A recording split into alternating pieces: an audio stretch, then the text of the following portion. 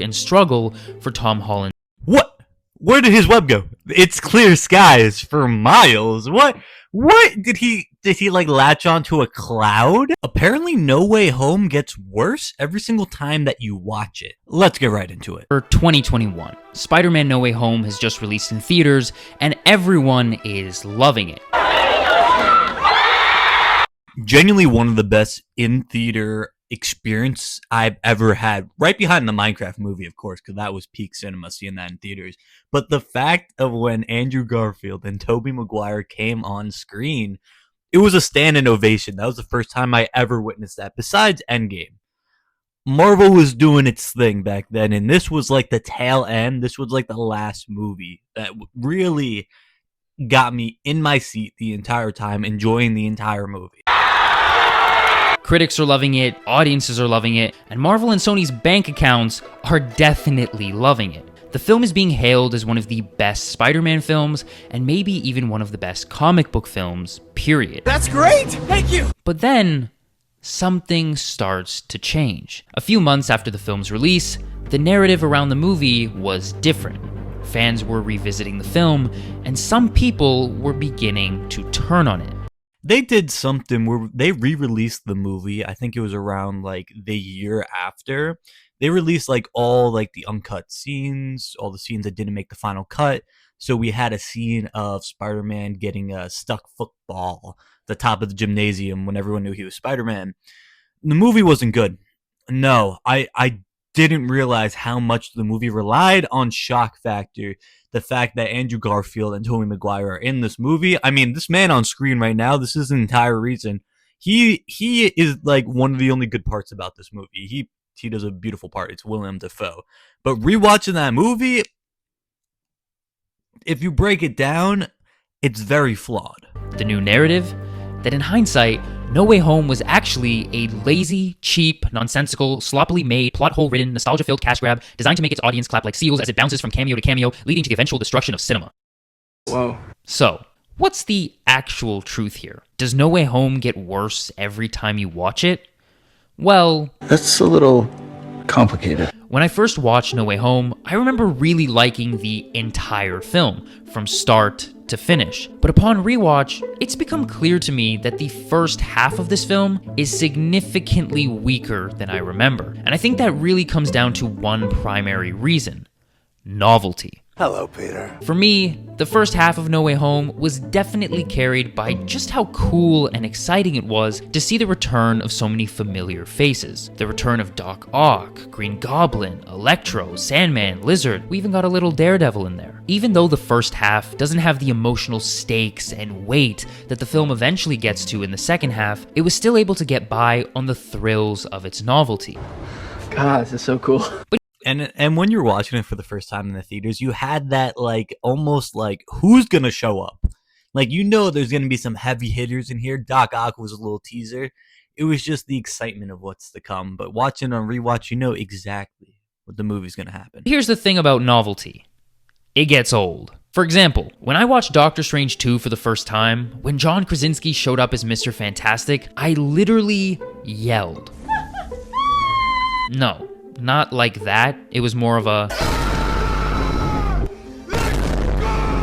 And I don't even know why I was so excited. I think I was just shocked that they actually did the fan cast that everyone was talking about. But then I watched Doctor Strange 2 again just a couple weeks ago, and when John Krasinski showed up, guess what I felt?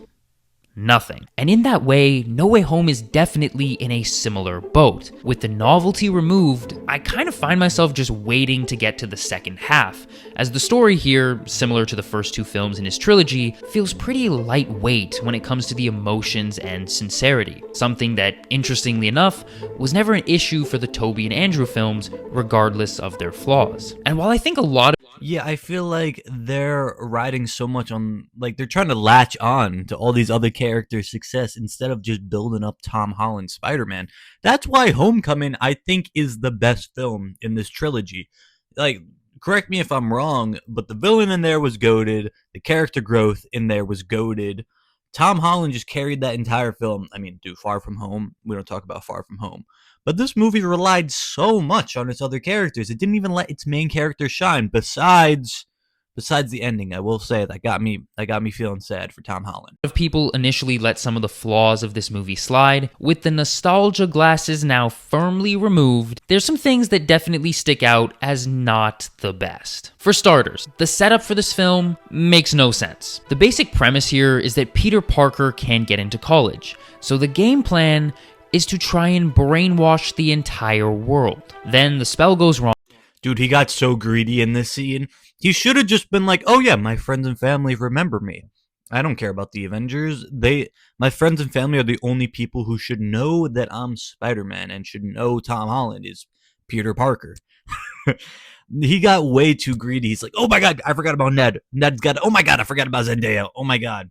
Dude, just like say all of it in one fell swoop and stop messing up Mr. Strange. Because also, the fact that they put Strange in this entire movie just shows that they didn't believe in Spider-Man being in a solo movie, but I hope with Brand New Day, they will right that wrong. For some reason, these two goofballs don't discuss how the spell works before casting it, and on top of that, somehow this spell going wrong is so damaging that it's able to break open the multiverse. I'm sorry, what? This whole thing forces these guys to act completely out of character and makes literally no sense whatsoever, and it's frustrating, because what it leads to is pretty awesome, but how we get there is just kind of stupid. That you didn't even think to plead your case with them first before you asked me to brainwash the entire world? Now, on the other hand, though, credit where credit's due. I have to commend how the film incorporates the returning villains into the narrative. Their roles... That was a really cool scene when his spider sense went off and you know something is happening, but he can't tell you. In this movie could have been just as cameos for the audience to marvel at.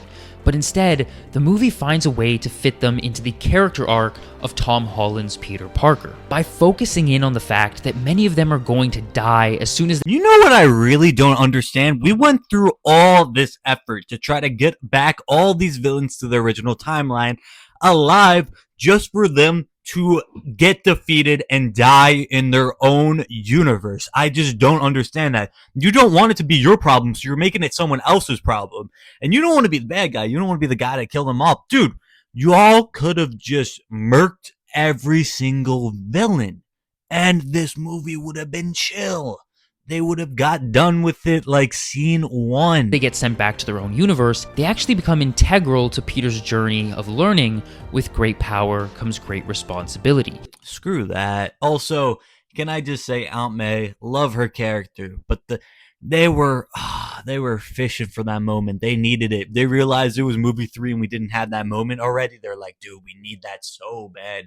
Just like have her randomly die and then make her say, with great power comes great responsibility. He has the power, and in this movie, giving them a second chance is his responsibility. Now, real quick before we continue, if you like to read with your ears rather than your eyes, but now let's talk about the second half of this film. As already mentioned, this is where the emotional stakes and weight really get to a level that we truly hadn't yet seen in any of the Tom Holland Spider-Man films. And it's why, for the most part, this half of the film has definitely aged better than the first, because even with the novelty of seeing Tobey and Andrew again now gone, at its core, the story here is just a really compelling character arc and struggle for Tom Holland's Spider-Man. The death of Aunt May and Peter's What did he just latch on to? Hold on.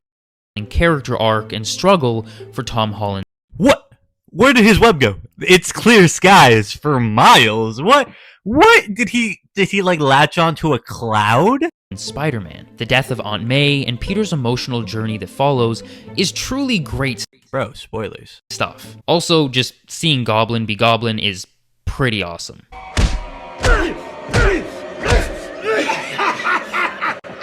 Now, without question, the scene that got the biggest reaction in theaters was the return of Tobey and Andrew. But in retrospect, I actually think the highlight of their arrivals is what comes next. Tobey and Andrew coming through the portals is cool, don't get me wrong. But once you know that it happens, it never quite hits you as hard as it did the first time. The next scene, however, is a perfect example of what does. The three Spider-Man standing on the roof together, talking about death, grief, and dealing with loss absolutely holds up. My Uncle Ben was killed.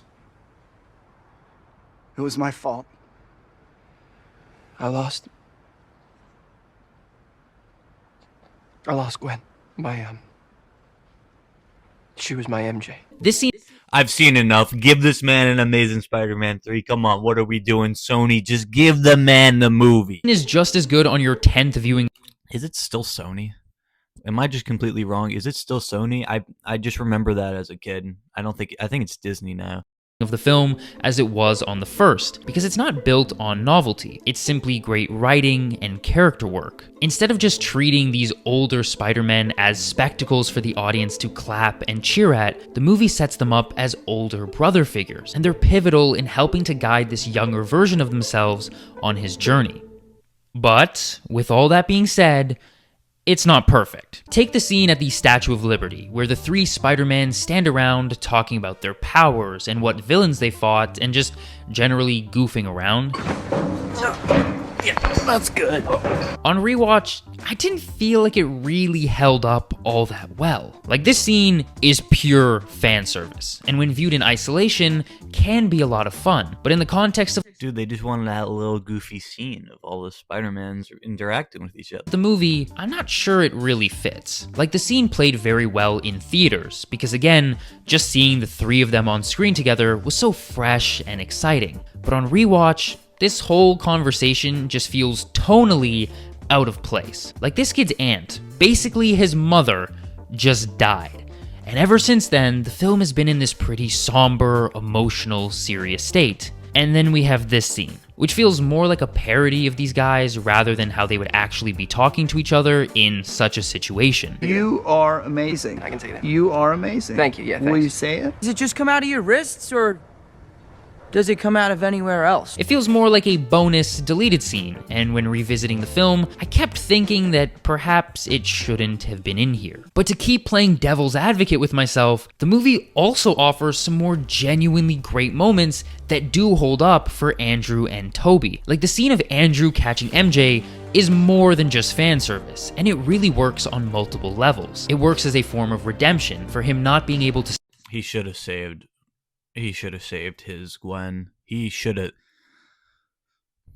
Don't even get me started. save Gwen all those years ago, and it also fulfills his role in this story by preventing this other version of himself from having to experience the same loss. I just don't want you to end up like me. And for Toby, getting to stop Tom from murdering Goblin is another great, satisfying choice. It's a full circle moment as he's finally able to save Norman, something he wasn't able to do in his universe, and he prevents this other version of himself from committing the same mistake that he made. I hunted down the man who I thought did it. I wanted him dead. I got what I wanted. It didn't make it better. And so all of this has aged very well. But you know what hasn't? The final spell. Now, when the movie first came out, I kept trying to find ways to justify this and make it work, but in reality, it just doesn't. Seemingly, Doctor Strange cannot cast a spell to make everyone forget that Peter Parker is Spider-Man, but he can cast a spell to just make them forget Peter Parker altogether? How does that make any sense? And it's frustrating because, once again, just like the setup for this movie, it's kind of nonsensical. I'll give it a pass because I think that giving Spider-Man a clean slate like this and having like none of the returning characters know who he is, it's really good for the next movie. I'm really excited for it. But what it leads to is pretty awesome. By way of this spell, the movie basically resets MCU Spider-Man. He's all by himself in a little apartment, ready to be the friendly neighborhood Spider-Man that we know and love. His sacrifice at the end of this movie is one of the most Spider-Man things that Spider-Man has ever done on film. And in case you're wondering, yes, this absolutely holds up. I mean, as long as they don't have him regress in Spider-Man 4, that is. But those are just my thoughts on No Way Home. Let me know yours. Yeah, the next movie better be about him like fighting like just like a villain who's trying to like take over his college or something. That'd be pretty cool. Anyways, thanks for watching the video. Give this guy a subscribe, like the video. And yeah, thank you guys for joining me. Peace.